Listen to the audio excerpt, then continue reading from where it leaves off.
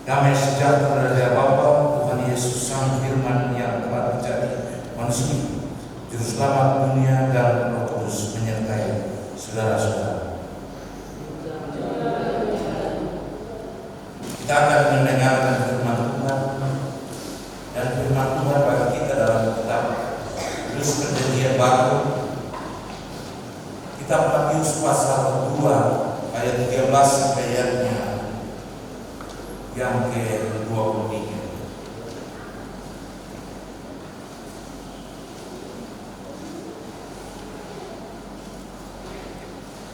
Matius pasal 2 ayat 13 sampai ayatnya yang ke-23.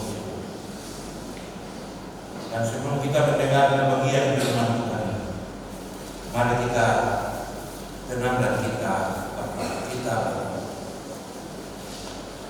Bapa di surga, Bapa dalam nama Yesus Tuhan dan Juru Selamat, kami bersyukur kepada Tuhan karena kasih dan anugerah Tuhan senantiasa ada di tengah-tengah mereka. Hari ini kami ada dalam rumah yang kudus. Kami bersyukur karena Tuhan telah ada bersama kami, dan Tuhan membuat kami hidup dalam kehidupan yang kami nikmati.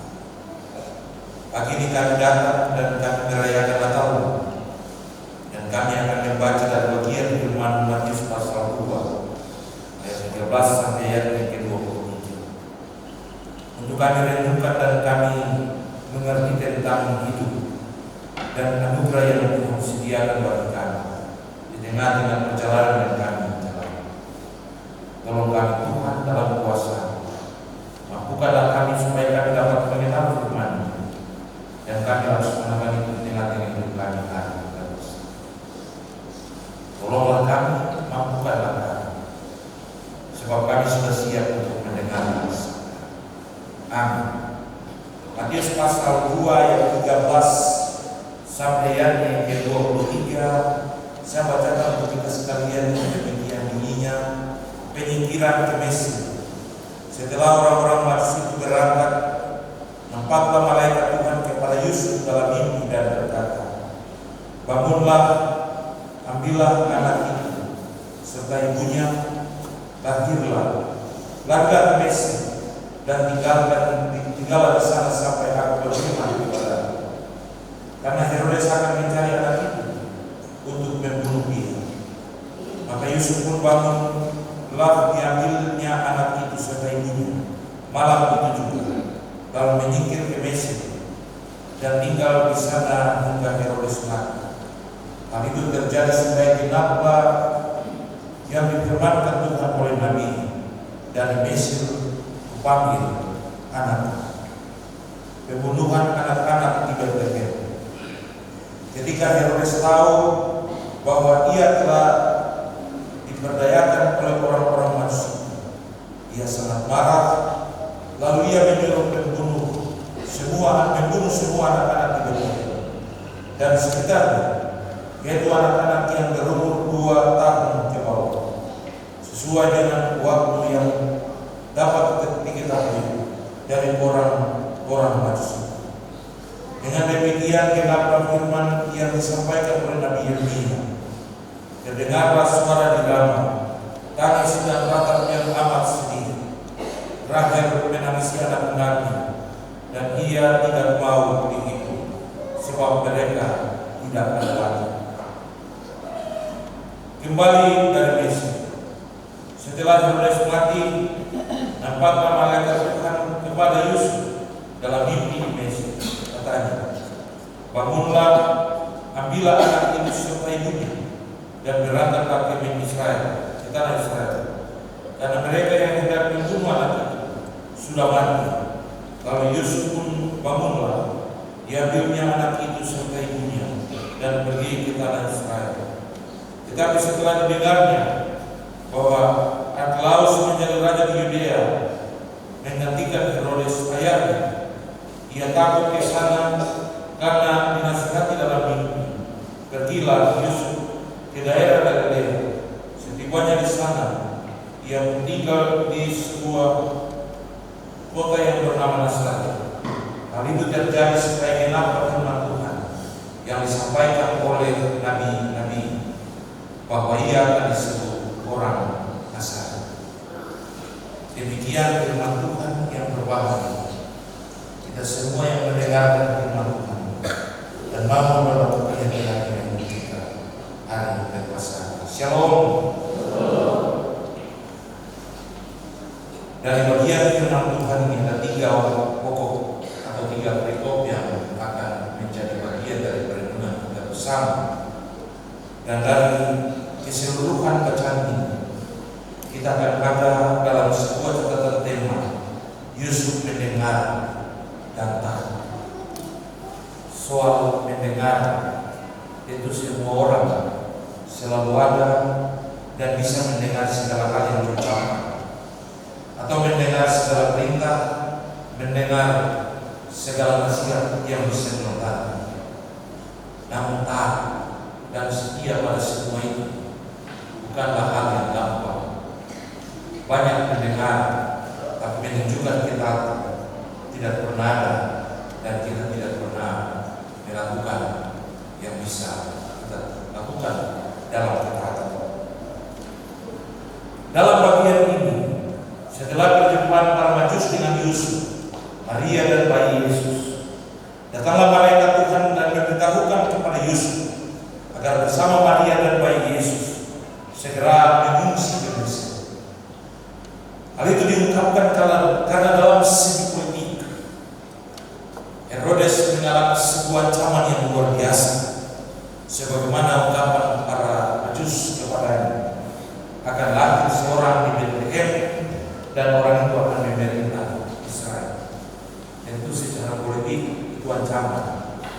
Ada orang yang ingin menggantikan saya, dan atas dasar itu ada tindakan-tindakan yang dia lakukan.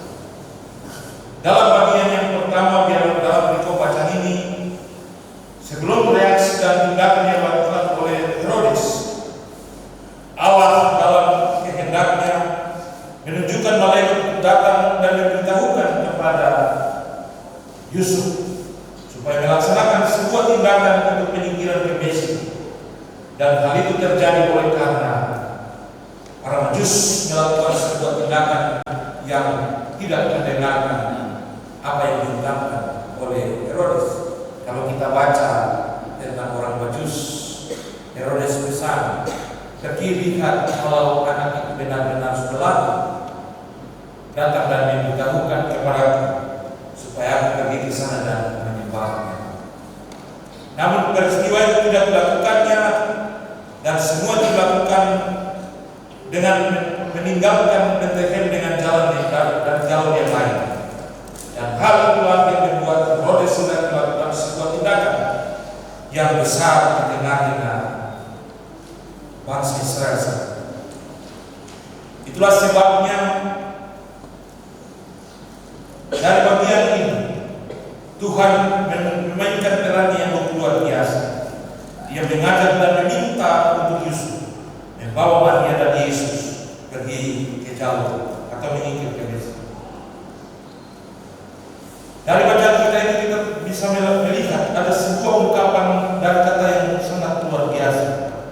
Malam itu juga Yusuf membawa Maria dan Yesus menyingkir ke Mesir. Tadi saya katakan bahwa mendengar itu bisa, dan semua orang pasti yang mendengar, namun menunjukkan ketaatan tidak. Kadang-kadang keras kepala, ego kita. Kadang-kadang juga bahasa yang luar biasa. Dia sahabat jadi saya dengar taat kepada kita, karena kita punya ego dan segala hal. Tetapi ungkapan itu menunjukkan bahwa Yusuf dan Maria serta bayi Yesus sedang berhadapan dengan situasi yang sangat membahayakan. Ketika pernyataan yang disampaikan oleh malaikat itu bahwa mereka harus segera menyingkir ke Mesir, sebab kata segera adalah tindakan yang harus dilakukan, bukan sabar, bukan sebentar, tetapi langsung dilakukan. Dan hal itulah yang membuat Yusuf benar-benar menunjukkan ketaatannya. Malam itu juga ia berangkat meninggalkan Yerusalem atau Bethlehem dan pergi ke Mesir. Secara rasional kita bisa berpikir, orang baru lagi tiba-tiba masuk perjalanan yang panjang. Mesir dengan Israel itu berseberangan, cuma ada tembok pemisah macam ketemu memasuki ini pintu Efata begitu. Jadi ketemu masuk sebelahnya Israel, sebelahnya Mesir. Ada jalan seperti jalan yang pisahkan, jadi kita jalan beberapa meter atau dari sini sampai TK, baru kita sampai di tanah Mesir. Dan itu dari Bethlehem sampai ke Mesir itu jauh, bukan dekat. Tapi macam dari sini sampai Lampung sana. Dan malam itu juga orang yang baru lahir masih ada penuh dengan situasi yang harus ada proses pemulihan di jalan pada perjalanan yang panjang. Itulah sebabnya tadi saya sampaikan, Tuhan memainkan perannya. Tuhan menunjukkan kuasa dan kasih-Nya yang besar. Sebab anak yang dilakukan ini memberi pengharapan dan visi kehidupan bagi manusia. Kemudian yang kedua, Yusuf ketika tinggal di Mesir, apa tindakan Herodes terhadap peristiwa yang dia lakukan? Dalam catatan Alkitab yang kedua dikatakan, Herodes merasa bahwa ia dibohongi. Herodes merasa terancam karena kalau dia tidak melihat anak itu, maka dia ada pada situasi yang berbeda. Itulah sebabnya tindakan yang dilakukannya adalah menyuruh membunuh semua anak-anak di bawah umur 2 tahun. Dan 2 tahun ke bawah itu dikasih lembu semua. Dan itu tindakan Herodes, dan semua itu terjadi karena keinginan dan kemauan yang ada pada diri bahwa tidak boleh ada orang yang menguasai dan mengganggu kenyamanan kepemimpinan. Itulah tindakan yang dilakukan oleh Herodes ketika dia ada pada situasi yang lain. Kemudian bagian berikut yang ketiga, dan setelah Herodes mati, maka Yusuf, Maria dan Yesus kembali. Bapak Ibu, kalau sampai di Mesir ada gereja yang tempat di mana Yesus tumbuh dan besar di situ di pinggir di tanah Gosen. Tanah Gosen itu tempatnya orang-orang Israel. Dan kita bisa menyaksikan sebuah peristiwa dan perjalanan di mana Yesus bisa di situ sampai akhirnya dia berumur 2 tahun lebih dan dia kembali ke Bethlehem atau Israel. Menarik juga untuk kita perhatikan bersama bahwa dalam catatan Alkitab itu mencatat bahwa ketika Herodes mati, Tuhan pun datang melalui malaikat kepada Yusuf dalam mimpi di Mesir, dan dia berkata, bangunlah, angkatlah anak itu serta ibunya dan berangkatlah ke tanah Israel, karena mereka yang hendak membunuh anak itu sudah mati. Lalu Yusuf bangun, diambilnya anak itu dan ibunya pergi tanah Israel, dan seterusnya. Sebuah tindakan ketaatan yang dilakukan oleh Yusuf juga dalam sebuah proses perencanaan Allah yang dikerjakan. Dan saya katakan, ketaatan Yusuf itulah yang membuat segala sesuatu bisa berjalan dan luar biasa. Sebuah cara makan dilaksanakan, semua penyaji diatur sedemikian rupa untuk mengatur supaya pelayanan meja tetap berjalan. Barisan panjang diatur, segala persoalan jalan lancar saja. Tiba-tiba 2 orang meninggalkan barisan, maka pasti terjadi kekacauan dalam proses pelayanan itu. Dan semua itu terjadi karena dia tidak taat. Itu contoh kecil saja. Dan Yusuf begitu taat dalam segala situasi yang ada. Dan peristiwa kedatangan malaikat untuk memberitahukan kepada Maria bahwa ia akan mengandung dan melahirkan, dan menyuruh Yusuf mengambil Maria sebagai tunangan itu sebagai istrinya. Dalam ketetapan itu dilakukan oleh Yusuf dari awal sampai akhir. Dia tidak pernah itu bahwa karya keselamatan Allah yang Allah berikan semacam sebuah garis lurus yang telah ditentukan, dan ia itu garis lurus dan tidak pernah putar kiri atau putar kanan sedikit. Dan itulah sebuah ketaatan yang ditunjukkan oleh Yusuf dalam seluruh pergumulan dan kehidupan yang dijalani. Oleh sebab itu di hari ini, ketika kita ada dalam sebuah perayaan Natal kedua, kita memahami bagian firman Tuhan ini. Ada beberapa hal yang harus kita pahami. Yang pertama, kadang kita merasa tersaingi dengan kehadiran orang lain adalah tanda di mana seseorang hidup dalam kecemburuan terhadap sesamanya, sehingga kita dapat merancangkan segala hal yang menjadi keinginan kita. Karena itu bersikap tenang dan profesional dalam mengambil sebuah keputusan. Ada lagu Papua satu lagu kecil penyanyi bilang, ada apa yang bilang, kau rancang terus, dan itulah di tengah-tengah hidup ini, ketemu anak kita hidup, kita harus hidup dan bersyukur bahwa hidup yang kita nikmati adalah Tuhan. Kita tidak perlu untuk melihat sesuatu. Setiap orang punya masa depan yang ingin diraihnya, tapi jangan melihat bahwa orang lain sebagai tandingan yang membuat kita bisa tersingkir. Maka kita berusaha untuk merancang segala hal untuk orang lain. Yesus menghendaki atau Allah menghendaki kita ada dan kita hidup dalam sebuah proses hidup yang tenang dalam kita. Karena Tuhan juga menentukan segala hal bagi setiap orang di tengah-tengah itu. Kita kadang-kadang bangga pada apa yang ada pada kita, tapi kita tidak pernah dihitung bahwa Tuhan juga menentukan apa yang harus ada pada kita. Tidak heran dengan sekalian tulis, manusia memikir-mikir jalannya, tapi Tuhan yang mengatur arah kita. Kita kadang punya harapan bahwa saya harus meraih, tapi kita melupakan Allah dalam segala sesuatu yang kita raih. Padahal Tuhan sendiri bilang, serahkanlah sebuah rencana kepada Tuhan, maka terlaksanalah sebuah rencana-rencana.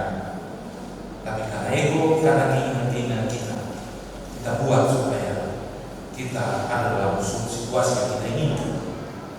Yang kedua, kita akan pada perintah Allah, mengantar keluarga Yesus selalu dalam perlindungan Allah.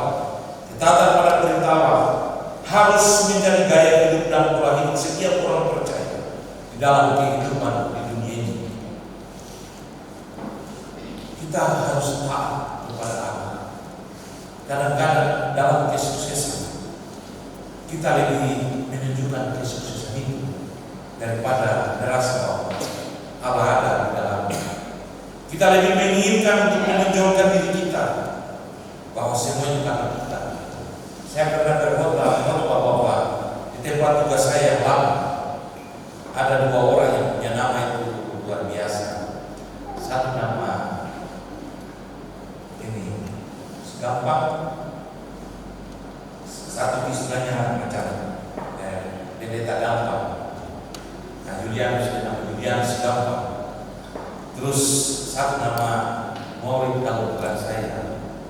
Artinya bahwa segala sesuatu ketika kita bicara tentang gampang. Julianus bilang gampang. Kalau itu ada saya gampang. Padahal sesuatu yang sulit dikira-kira. Mau bangun gereja besar kita bicara gampang saja. Padahal bangun gereja besar adalah satu-satu. Tapi Pak Cemori betul rapat lalu ketemu buat sesuatu setelah macam ketemu gereja terus gereja sudah naik. Dia selalu bilang, kalau bukan saya, gereja tidak bisa wajar. Kalau bukan saya, berarti menunjukkan apa yang ada pada diri. Dan Allah memberi nasihat kepada kita akan dalam perintah. Dan kita akan pada perintah Allah mengantar kita dalam sebuah proses yang kita bisa nikmati. Bahwa Allah menghendaki supaya pola hidup kita ada dalam ketaatan dan segala hal. Yang ada dalam ruang berpikir kita menunjukkan ketaatan pada siapa yang bisa memberi kita sesuatu yang bisa kita dapati. Saya taati pada pendeta punya kata-kata supaya sebentar saya bilang dia giveaway, saya pasti dapat giveaway. Ini ada pada kita. Saya pakai pada ini, ikut-ikut dia mau terus karena saya meminta sesuatu pada dia. Dia ada. Tapi kita tidak pernah menunjukkan bahwa kita memiliki ketaatan hanya pada perintah Allah, sebab Allah turut bekerja dan melakukan serta menghadirkan segala sesuatu yang menjadi kehidupan kita di tengah-tengah hidup. Kemudian keadaan hidup yang sulit dapat saja dipakai oleh Allah untuk menyenangkan kehendaknya. Belajarlah untuk memahami maksud dan kehendak Allah. Saya berkhotbah dengan satu tema. Sudah duduk, lupa berdiri. Artinya bahwa kita ingin segala sesuatu yang terjadi di tengah dunia ini enak dan dapat dinikmati sepuas-puasnya. Kalau sudah duduk di kursi enak, kita lupa dan mau berdiri bahwa ada saat di mana kita harus pindah dan orang lain juga harus duduk di tempat. Kita punya keinginan-keinginan yang harus kita nikmati dan kita pertahankan. Padahal kita lupa bahwa Tuhan memainkan perannya untuk memberikan kita segala pergumulan dan persoalan supaya kita belajar untuk menjadi orang yang berhikmat dan bijaksana untuk melihat segala hal yang bisa kita nikmati. Tuhan bisa memakai kesulitan-kesulitan kita sebagai contoh untuk memberi kekuatan kepada kita meraih tantangan dan masa depan yang kita ingin hadapi. Jadi jangan mau enak-enak saja. Ketika kita sulit, kita Tuhan, kalau aku terlalu sehingga saya kan sudah saya setengah mati. Padahal Tuhan beri kekuatan, Tuhan beri kesulitan supaya kita lakukan. Ada satu peristiwa ketika seorang pemuda melihat kupu-kupu kepompong hendak keluar dari kepompong. Dalam kesulitan kupu-kupu itu keluar, dia merasa sayang sehingga dia bergunting kepompong dan kupu-kupu keluar dengan enak. Harapannya dia ingin melihat kupu-kupu itu terbang untuk pertama kali. Tapi dia tunggu sampai sore, kupu-kupu tidak pernah terbang. Sebab untuk keluar dari kepompong, kupu-kupu itu harus mengalami berbagai macam peristiwa kesulitan untuk menguatkan otot-ototnya dan menguatkan sayapnya supaya ketika keluar dan dia lolos, sayapnya tidak kuat untuk bisa terbang dan mengarungi dunia. Kita ada dalam kesulitan dan kita selalu berdoa, Tuhan berikanlah saya kepintaran. Tuhan akan menjawab kita, aku telah memberi kamu otak yang luar biasa. Belajarlah supaya kamu pintar. Tuhan berilah aku kekayaan. Tuhan akan menjawab kita, aku telah memberi engkau keutuhan tubuh ini dengan kekuatan yang luar biasa. Bekerjalah supaya kamu menjadi kaya. Tuhan kita berkata, Tuhan berikanlah aku kekuatan. Tuhan bilang, aku selalu memberi engkau tantangan dan persoalan supaya dari tantangan-tantangan itu engkau kuat dan engkau mampu untuk bekerja. Kita semua punya perencanaan dan segala hal yang ada pada kita. Maka Tuhan akan berkata, serahkanlah semuanya kepada maka terlaksanalah segala rencana. Bapak Ibu yang diberkati Tuhan, di hari perayaan Natal ini, ingatlah bahwa ketaatan pada kehendak Tuhan memainkan peran yang cukup luar biasa. Bukan karena kita mau merayakan Natal, bakar lilin Natal, pegang tangan, punya baju baru, punya sepatu baru dan lain-lain, lalu kita merayakan Natal. Tuhan menghendaki kita punya ketaatan dalam segala hal yang kita lakukan. Dalam ketaatan Tuhan akan memainkan perannya untuk kita. Dia akan menjaga dan melindungi kita, menyertai kita dalam sebuah proses perjalanan. Ingat kata-kata kitab Yakobus. Janganlah engkau berkata bahwa besok saya akan pergi ke kota ini, padahal sebentar Tuhan sudah. Kita berjalan di akhir 2024 masih 5 hari lagi. 7, 28, 29, 30, 31 waktu masuk. Jangan kita bangga bahwa kita ini masih hidup dan menikmati semua ini. Tuhan akan menuntut kita, Tuhan akan menjaga kita, Tuhan akan menolong kita kalau kita taat. Kita taat dan menunjukkan semua persoalan yang kita hadapi kepada Tuhan. Maka Tuhan bilang, anggap saja. Cuma lindungi dan jaga kau saja. Susah kan? Akan kulalui, kujalankan, kulanjutkan sampai dengan tahun 2025. Tapi kalau Tuhan bilang, saya bosan dengan dia aja, dia baik kasih itu sudah, maka kita mau bikin apa? Paling-paling kita bilang, karena keputusan Tuhan, jadi kita terima saja. Tuhan memberi, Tuhan mengambil segala ujian. Bapak Ibu, kalau Yusuf dia taat kepada Allah, kita belum menangis karena Yesus lebih. Tapi dalam ketaatan itu dia angkat kaki dan jalan. Dalam ketaatannya juga dia ikut perintah Tuhan. Aduh, Tuhan, kau suka yang begini, tapi saya mau bikin yang begini, jadi sabar boleh. Besok dulu baru saya bikin yang kau mau. Itu yang ada pada kita. Oleh sebab itu mari kita belajar mendengar perintah Tuhan. Kita belajar untuk menunjukkan ketaatan kepada Tuhan, supaya Tuhan bisa memberi yang terbaik bagi kita. Hari ini ada 14 anak melaksanakan berbaptisan kudus di tengah-tengah kehidupan mereka. Hari ini 14 anak menjadi keluarga Allah dalam ketaatan dan kesetiaan yang terjadi di tengah-tengah hidup ini. 14 anak benar-benar tidak mendapatkan sebuah kehidupan yang di luar Allah. Sangat berbaptisan memungkinkan bahwa sebuah janji keselamatan diberikan bahwa dan mereka disebut sebagai anak-anak Allah atau di luar persekutuan dengan ini, bukan di luar persekutuan dengan Allah, tapi mereka di dalam persekutuan dengan Allah. Jadi hari ini 14 anak lolos. Coba Yusuf bersedia, Yesus mati dan tidak ada apa-apa. Dalam kita dan kesetiaan kita mau membawa anak ini menjadi keluarga Allah. Kalau mereka telah menjadi keluarga Allah, berarti mereka memperoleh keselamatan sebagaimana kita telah memperoleh keselamatan di dalam Tuhan. Oleh sebabnya kita harus bersyukur bahwa ternyata hari ini kita menunjukkan ketaatan dan penyadaran kita kepada kehendak Tuhan, sehingga anak-anak kita menjadi keluarga Allah di dalam Tuhan. Tuhan memberkati kita, firman ini menjadi berkat bagi kita semua, menjadi kekuatan dan pengharapan besar bagi kita, supaya kita tetap ada dan hidup dalam keagungan dan kehendak Allah yang besar di tengah-tengah hidup kita. Amin. Saya bertanya kepada Bapak Ibu, yang pertama, apakah Bapak Ibu percaya bahwa Yesus Kristus adalah jalan keselamatan yang disaksikan oleh Alkitab? Apakah jawabmu?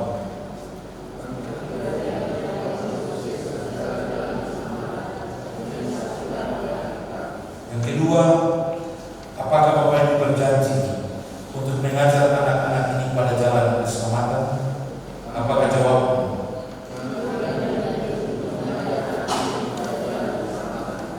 Dan seluruh warga jemaat silakan berdiri dan menjawab beberapa pertanyaan berikut. Saya bertanya kepada jemaat, adakah saudara-saudara percaya bahwa Tuhan telah menerima anak-anak ini sebagai anggota jemaat? Apakah jawabmu?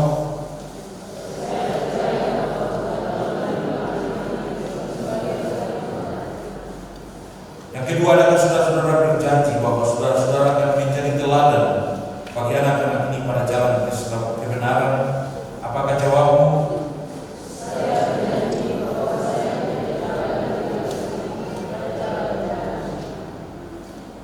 Jemaat dipersilakan duduk dan Bapak Ibu yang anak-anaknya dibaptis mempersiapkan seluruh proses pembaptisan itu. Catherine Mirel Tamara Putri Gaspers.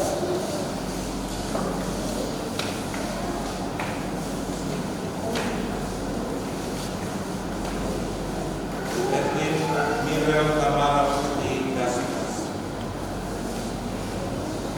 membaptis engkau dengan nama Bapa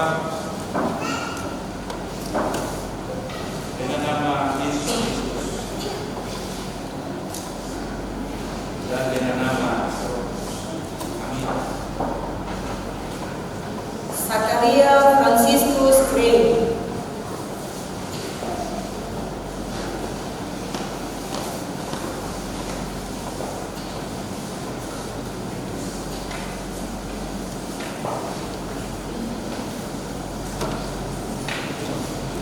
Zakaria Franciscus Green, aku membaptis engkau dengan nama Bapa,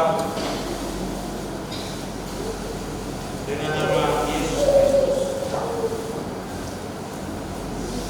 dan dengan nama Amin. Levina Selina Manotuneo.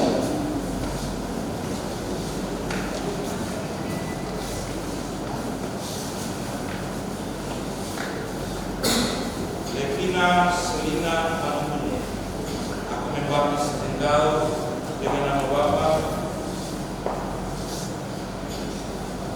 dengan nama Yesus Kristus, dan dengan nama Amin. Markus Oropai.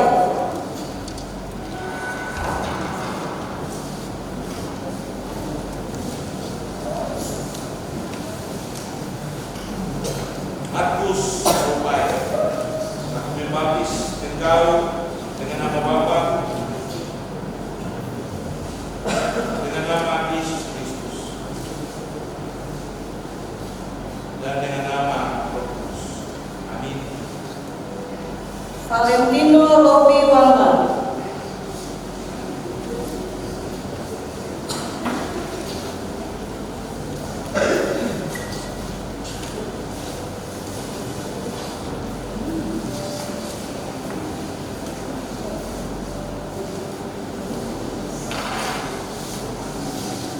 Valentino Robi Wangman, aku membaptis engkau dengan nama Bapa, dengan nama Yesus Kristus, dan dengan nama Roh Kudus. Amin. Aceh Leonora Wangman.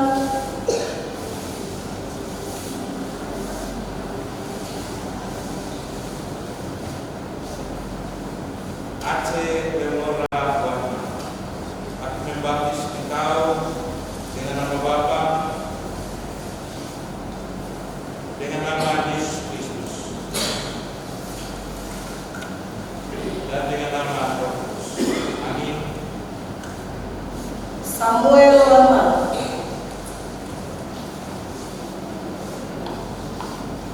Samuel Wangman, aku membaptis engkau dengan nama Bapa, dengan nama Yesus Kristus, dan dengan nama Roh Kudus. Amin. Alvin Alex Wangman.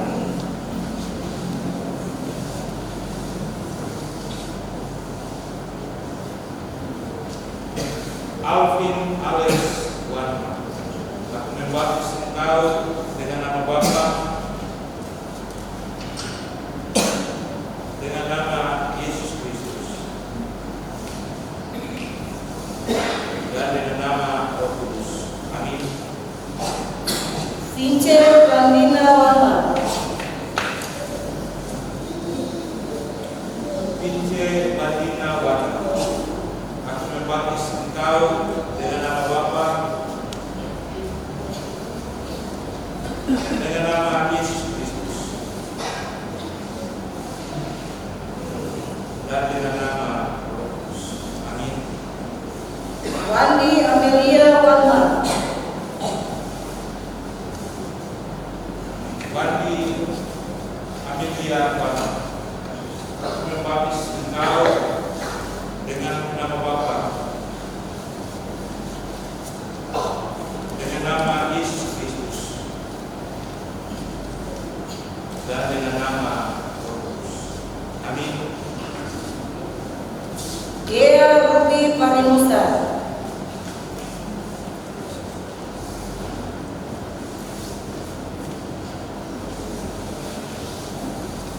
Gea Ruby Parimusa, aku membaptis engkau dengan nama Bapa,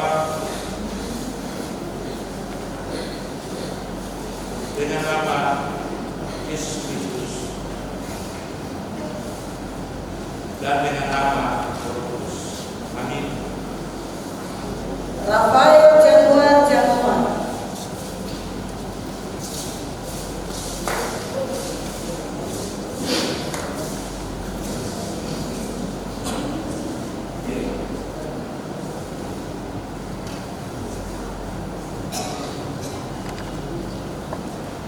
Rafael Januar Januar, aku membaptis engkau dengan nama Bapa, dengan nama Yesus Kristus, dan dengan nama Roh Kudus. Amin. Rania Aprila Januar, Rania Aprila Januar, aku membaptis engkau dengan nama Bapa, dengan nama Yesus Kristus, dan dengan nama Roh Kudus. Amin. Samara Alindira Januar, Samara Alindira Januar, aku membaptis engkau dengan nama Bapa, dengan nama Yesus Kristus, dan dengan nama Roh Kudus. Amin. Biarkanlah anak-anak kita dalam kasih karunia, dan mereka akan bertumbuh secara lahir maupun batin.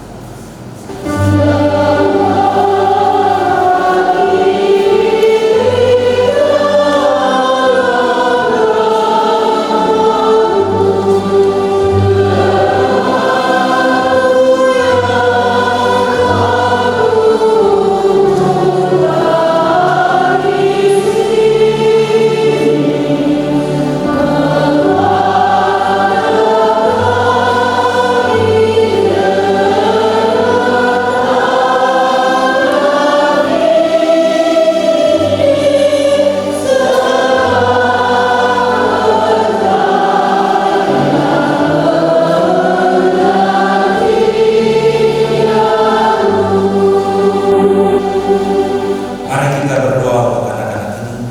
Kita berdoa.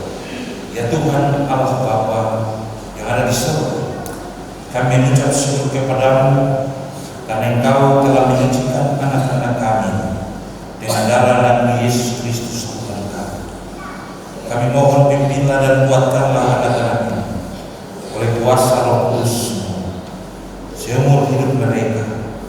Kuatkanlah para orang tua mereka dengan kuasa Roh Kudus, agar mereka dapat memimpin anak-anak ini dan memelihara anak-anak ini sebaik-baiknya. Berilah orang tua mereka dan jemaat hikmat dan kuasa, supaya tiap-tiap hari mereka akan menjadi contoh dan kelakuan yang suci dalam kuasa dan berkat Tuhan bagi anak-anak, sehingga mereka akan menjadi saksi yang setia dan membesarkan nama-Mu Tuhan kami Yesus Kristus sepanjang